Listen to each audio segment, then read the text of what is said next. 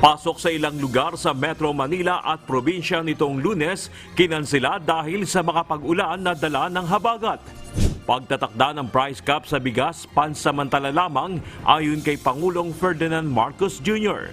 Tulong sa rice retailers na apektado ng price cap, tiniyak ng Pangulo. Kailangan ko may paliwanag. Ito po ay pangsamantala lamang. Hindi ito tatagal. Pagdating, tayo'y umaani na ng palay. Retirement pay ng dating pulis na nagkasa ng baril sa isang siklista, pinababawi ng Philippine National Police. As a matter of procedure, we are already preparing the demand letter for Patrolman Gonzales to return the money. Filing ng Certificate of Candidacy sa mga nais tumakbo sa barangay at sangguniang kabataan elections, opisyal nang nagtapos. COMELEC hindi na nagbigay pa ng palugit.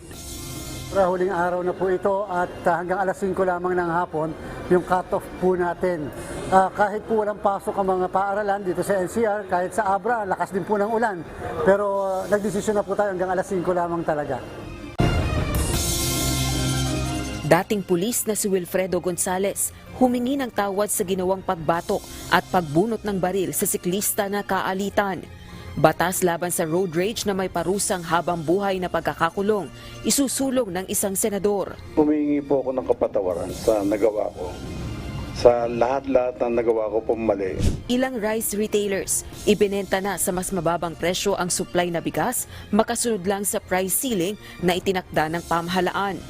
Yung dati naming stock na mataas, ginawa namin 45. Magkano na po kikitain namin? Bawi lang.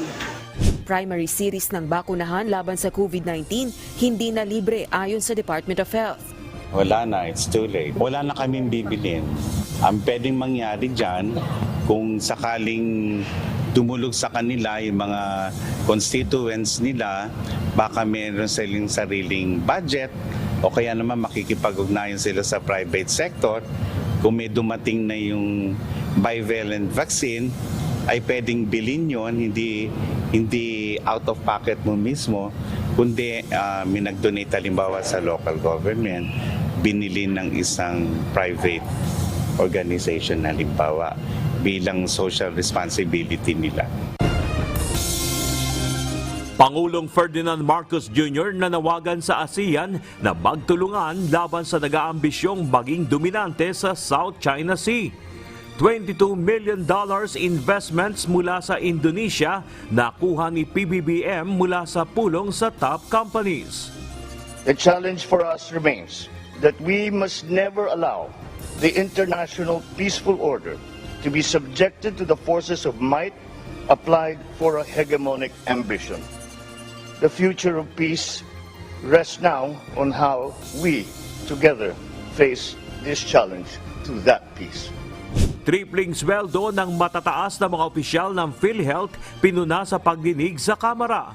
PhilHealth may 27 billion pesos na utang sa mga ospital sa bansa. We will completely, hopefully, or very high percentage po within 90 days, no? Yung 27 billion po.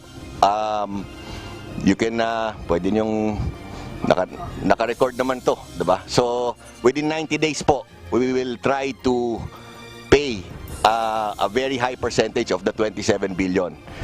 Department of Justice hihingi ng tulong sa United Nations para maibalik sa bansa si Arnulfo Teves Jr., dating mambabatas na binansagang terorista ng pamahalaan, nasa Timor-Leste lamang ayon kay DOJ Secretary Crispin Remulla.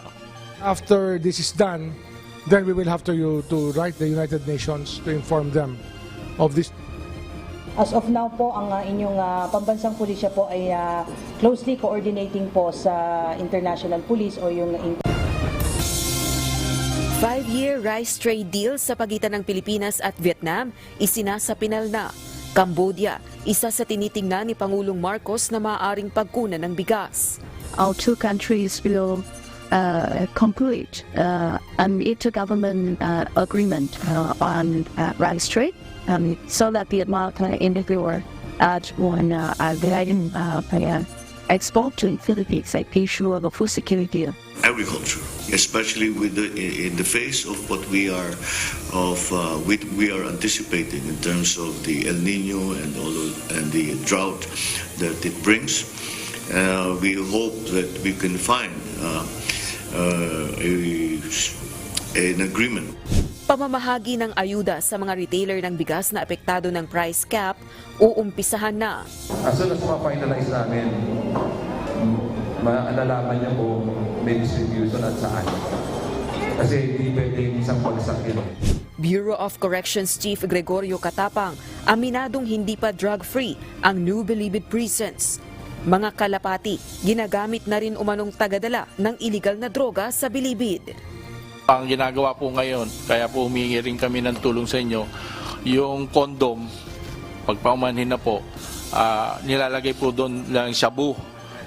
Tapos ilalagay po sa puwerta ng mga babae, hindi naman po namin pwedeng kapkapan yung mga babae, makakasuhan naman po kami ng human rights. Yung nga po, yung pinaka-latest po, Mr. Chair, yung mga kalapati, yung mga bata o mga bisita nila may dalang itlog, i-incubate doon, so after so many years, so many months, mapipisa, tapos palalakihin, tuturuan yung mga kalapati maglipad-lipad doon sa paikot. Pagdating naman ng mga bisita nila, ibibigay yung kalapati, tapos matututo na yung kalapati bumalik doon sa kanilang mga pugad.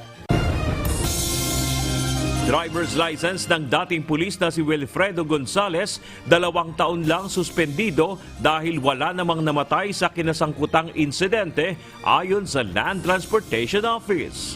Kung wala pong death or injury, hindi ho namin mapapataw yung full extent na nakalagay sa batas na 4 na taon na revocation. 8 pulis na sapilitang pumasok sa bahay ng dating propesora sa Cavite. Ipinatatanggal na ng Internal Affairs Service sa serbisyo. Itong mga kaso nito, yun po, which supported by concrete evidence, sila po ay nirecommend namin na sibakin sa serbisyo. Panibagong resupply mission ng Pilipinas sa BRP Sierra Madre sa Ayungin Shoal, matagumpay sa kabila ng pagtatangkang muli ng China na harangin ito. At bilang ng mga may trabaho sa bansa bumaba, mga naranasang pagulan sa bansa nakaapekto sa pagbaba ng employment rate nitong Hulyo ayon sa Philippine Statistics Authority. Nitong Hulyo 2023, ang employed persons o bilang ng may trabaho o negosyo ay naitala sa 44.63 million.